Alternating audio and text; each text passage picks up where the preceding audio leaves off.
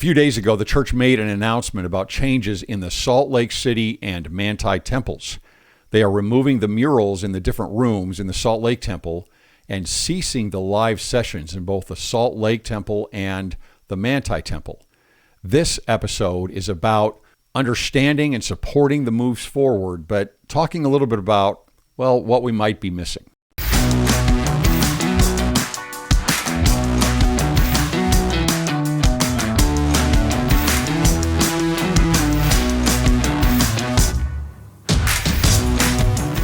The LDS Temple Endowment has gone over several changes since its inception by Joseph Smith in 1842, if we even want to call that the inception. There was actually an awful lot going on in Kirtland before the saints ever even went to Nauvoo. But as we've gone through those changes for the better, right? If we're sustaining the brethren and sustaining the leaders of the church and looking at all of these changes, we need to sustain them and say that this is about moving forward and progressing.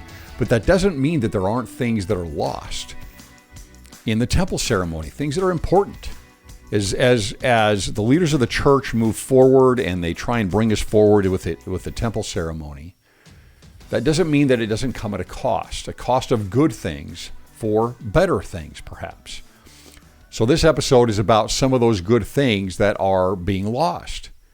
This episode is not about the idea of going back in time to some point where we can reset things to a previous date, kind of like you would an operating system on your computer, and eliminate all of those changes. Like I said, there are things that when you move forward and you make changes for the better, that at times does come at a cost. And so I want to talk a little bit about those costs. It's so easy today to go to a temple ceremony, and even if you've been going for a long time, but especially to those that are going brand new and going through the endowment especially, and just be completely lost on what is this, what is happening. There's reasons for that. It was never meant to be like that. Originally, the temple is built as a drama. That is really important to get, right? It's built as a drama with characters in that drama where the audience participates. The changes that we've had as we've tried to become a global church and utilize technology and try not to be too abrasive with culture moving forward have put us more and more into a position of being an observer, as if we're going to a movie theater. That is not what the temple was originally, right? The temple originally is a drama that you have specific characters that are played by different people. It's always been this way. And that the audience is a participant, right? Each individual in the audience is a participant in that event, in that drama. And those dramas might last a full day or 2 days or more and tell a very large story, a profound story, an epic story about each of us individually and about the plan of salvation. Even with the early endowment with Joseph Smith and Brigham Young, these were oftentimes a full day event. And because it's a full day event and you're going through all of these things, you're very much a participant in going through this. And guess what? You get context as to what the meaning is of all of these things. Today, I think it's less than a 2-hour ceremony. And a lot of that context has been lost. It's been pulled out so that we can do more temple work, so that we have a much more elderly population because of medicine, and we want to accommodate them. We have many, many, many different languages. We want to make it uniform for everybody. The same text didn't used to be that way. And we want to use technology where we are using basically a movie, or now it seems something more like a PowerPoint. And again, these are all positive things if you think about all the intelligence, global intelligence, that the brethren get, right? The leaders of the church get from around the world in the church, and difficulties with people in their temple experiences, and difficulty with people in their temple experiences. We're trying to be, it's hard, right? We're trying to be one size fits all for everybody and bring everybody together, bring that unity together of a global church. And so these things help us to accomplish those things, but we are losing a number of things. And I think that idea of being a participant is the number one thing we're losing. This is a drama that should be opening our eyes to the entire plan of salvation and our role in it. We are not watching Adam and Eve, right? We're watching a drama where we are playing the character, even if we are sitting in the chair. All of us are Adam and Eve. That's what that is about. It's not watching a story about Adam and Eve. It's watching a story about us. And in the old times, in the old days, we would have a much larger role in participation, showing that we're Adam and showing that we're Eve. Let's go through some of these changes that we've had since, we'll call the inception of this again in May 4th, 1842 in Nauvoo. But again, there were other things that were going on prior to this. And we ought to look back to Kirtland, right? Section 110, when we get there later this year and Come Follow Me, you'll see in the Kirtland Temple when Elias, Elijah, Moses all appear with the keys, right, of their stewardship and their priesthood stewardship and what they're over. They only appear after there are certain ordinances given in what the brethren called at the time, in what the saints called at the time, an endowment. And there were ordinances. It wasn't complete, right? But there were ordinances in the Kirtland Temple. And once those last ordinances were given from what they had at that time, from what had been revealed to Joseph Smith at that time in Kirtland, then that's when the outpouring of the Spirit came, like Pentecost. That's when Moses and Elias and Elijah appeared. So there is precedent to this well before Nauvoo. But if we look to Nauvoo in May 4th, 1842, in that red brick store, where a little more of what we would think of are the ordinances of the endowment were given, right? There's been a lot of changes since then. At first, it was more and more revelation that added to what was done in those ordinances and built around the ordinances. But it was just a beginning. Here's a quote out of the journal of L. John Nuttall, quoting Joseph Smith, where he's speaking to Brigham Young. He says, "Brother Brigham, this is not arranged right," talking about after they had been working with these ordinances in 1842. "But we have done the best we could under the circumstances in which we are placed." We could still say that about ourselves today, right? We're doing the best we can.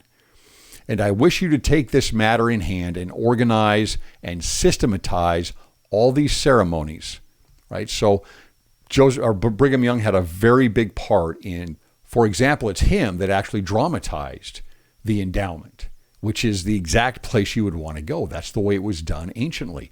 You go back to the Feast of Tabernacles in the Old Testament, right? In Sukkot, right? Where everybody puts together their booths, their tents, or representing what were tents in the wilderness for the wandering children of Israel. And they participated in a drama that was given to them where you would have the king and many other characters, the queen and other characters that would play the parts of, for example, Jehovah and others. We can see this very clearly in the story of King Benjamin, where he is there to coronate his son Mosiah. Right? This is a natural place to do this at a Feast of Tabernacles setting for the coronation, because it's about royalty, just like the temple ceremony is about a royal priesthood.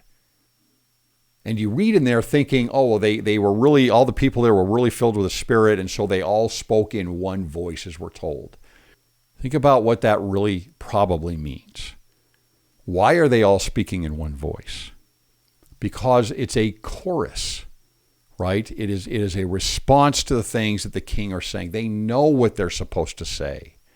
Maybe it's given out to them in pamphlets, but there's something said. It's dramatized. It's a drama. And the people are participants in that. And what we have there in the book of Mosiah, the beginning of Mosiah, is probably just a very small sliver of that entire drama that took place that day with the coronation. But it's a temple drama. So in 1845, Brigham Young dramatizes the endowment. He has a creation room. There is a garden room, a telestial room, a terrestrial room, and a celestial room. And that's another thing that we've lost, right, in this, and keeping it short and helping the elderly so that they don't have to move around so much, and all really good things. But as you moved from room to room, you understood more and more where each room was lit a little lighter and a little lighter and a little lighter, right? And the murals had different scenes on them, like we've had in the Salt Lake Temple that are now being removed. You got the sense that you were traveling through the plan of salvation. And we've lost a little bit of that context and an understanding of the progression that the grandiose epic style drama and story that we all are living through. In 1877, the first recorded endowments for the dead are performed, and we get the first written text for making the ceremony, making sure we get it more uniform, right? When you've just got one or two or three temples, Manti, St. George, Salt Lake, kind of easy to keep tabs on all that. But once you start spreading out a little bit more, you can see how things can change a little bit, and supervision becomes an issue, and so it becomes uniform for us in 1877. In 1904 to 1906, there is the hearings of Senator-elect Reed Smoot in D.C., and the temple comes to light at that point because they are very concerned about the oaths that Senator-elect Smoot has given to the church. It became a very big issue. And it's like, well, wait a minute, how dedicated are you to the church as compared to the United States? How can you fill a seat in government if you are that dedicated to your religion? It's a great example of state and religion, right? And how you have to try and mix those two. In 1936, they added the explanation at the veil. So that was that added more, didn't take anything away, right? That's kind of nice. I wish we had more and more that was added in that sense. In 1945, for the first time, the endowment is given in a different language. It's given in Spanish in the Mesa, Arizona temple. We're starting to grow globally, and there are going to be changes that are required. In the 1950s, after building several international temples now, LDS Temples, there is a film that is created. So prior to that point in the 50s, it was all live presentation where you had an actor filling each role. That changes your mindset as to what you're watching. It brings you one step closer when you're talking about a live session to understanding your role and people's role as participants, and not as watching a movie, right? Not watching a story for somebody else. So understandably, the movie, what does it do? It makes it so that everybody it makes everything more uniform on the feel that you get, and it allows you to have dubbing, right, into different languages with the same movie. Again, it's the drive of progress for the church, and as we reach out globally and grow globally, that is driving a lot of this. But it still comes at a cost. And then we can look at some other things that have been removed, right? We can talk about the temple choir. There used to be a temple choir where the participants would actually sing a hymn. That was removed in the early 20th century. Now, why is that a big deal? Well, again, it's It's the idea of participation that we lose. That's to me is the big thing. You're a part of this. So the congregation sings the hymn as part of, not just a break like we have in sacrament meeting, but actually as part of the drama. It's part of what you're doing. You're involved. Singing with one voice, just like with King Benjamin and his speech. Let me start dropping some ideas here of how that helps you understand Scripture differently. Think about when you hear something about concourses of angels, or you hear about the singing and praising, right? These are rooted likely in temple-type ceremonies anciently. They're rooted in drama. And so when you have a temple experience like that, where you are very clearly participating, you are inserting yourself more into the Scriptures as that participant, especially in the visions in the Scriptures. You become a part of it. Again, it's not a movie that's being rolled in front of your eyes. And you understand the Scriptures differently. If you were to go through an ancient live presentation of the temple about Adam and Eve and the Garden of Eden story, I promise you, you're going to identify with the movie or the PowerPoint differently when they're talking about the Garden of Eden story. You're not going to be watching history, because that's not what you're supposed to be doing. You're going to be watching your story. And when I say your story, I don't mean your ancestors who are Adam and Eve. I mean you. You. That's you. And it's so hard to get that into people's heads sometimes, I think, because it's because of the change in what we've done with the temple. Again, I fully support it. I fully support it. I want us to move forward. I want to make sure that we get this, get a unified church globally. But it doesn't mean I can't be concerned about what we lose. Giving up the good for the better. The temple drama has always been about you and your participation in the great epic story, the great temple drama. Early in the 20th century, there used to be another oath called the Oath of Vengeance. That was removed. That was basically saying, that a prayer for God to avenge the blood of the prophets. Of course, in Brigham Young's mind, that was probably very close to him with Joseph Smith. But think about all of the scriptures that talk about the Lord hearing the cries of the blood from the dust of the earth, right? Even Abel. That's, by the way, probably closer to a temple story than you might think. Or the Day of Atonement, where the high priest would pour the blood of the ox and the goat down at the base of the altar. What is that? Right? Pouring out your spirit, so to speak. It's pouring out life. It's the blood being spilt onto the ground and crying up to the Lord. You might understand those scriptures a little bit differently in that context. I talk a lot about my interpreter of temple imagery and drama, and that is something that is very lost. That's why I put that in there, because I think it's important for us to see the scriptures through that lens.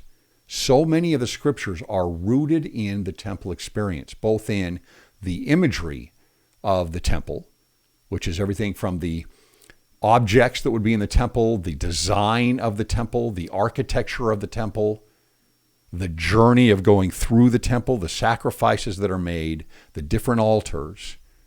All of that is temple imagery, and it's really important to understand all those things because the scriptures are rooted in those things. And then the drama, right? There is drama. There has always been a temple drama, more than likely. There certainly was anciently. And the biggest key about temple drama is understanding that it's about you, and you are the participant. You are playing a role of yourself in a grand theater, in a drama. Like you are on stage in one of Shakespeare's plays. That's what the temple drama is.